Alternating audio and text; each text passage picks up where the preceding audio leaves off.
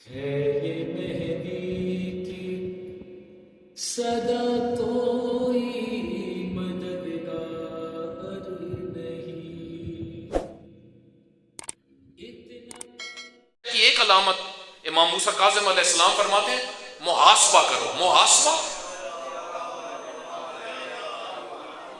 محاسبہ کہ رات کسی وقت میں بیٹھو اپنا حساب کرو، میں کیا کر رہا ہوں، میں نے کتنے کام اللہ کے لیے کیے۔ میرے بھائی ہم نیکیاں بھی کرتے ہیں تو دوسروں کے لیے، اچھائیاں بھی کرتے ہیں تو دوسروں کے لیے، دوسروں کو پتہ چلے۔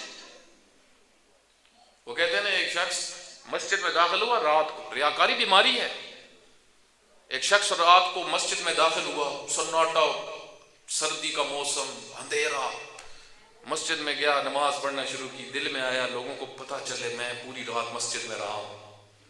کیسے پتہ چلے، بندہ تو اور ہے کوئی نہیں۔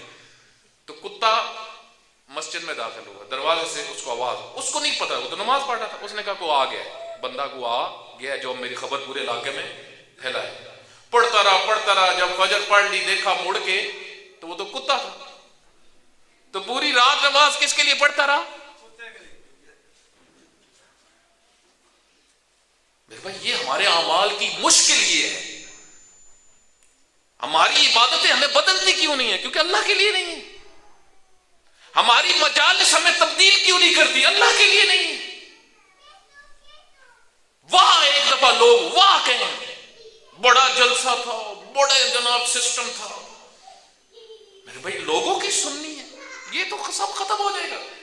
یہ تو ایک سال پروگرام کرواؤ گے، اگلے سال کوئی مسئلہ بڑھ گیا تو انہوں نے ہی کہنا ہے، انہوں نے ہی تمہارے خلاف باتیں کرنی ہیں۔ اس وجہ سے معصومین یہ دعا میں بہت زیادہ مانگا کرتے تھے، اے خدایا ہمیں لوگوں کے حوالے نہ کرنا،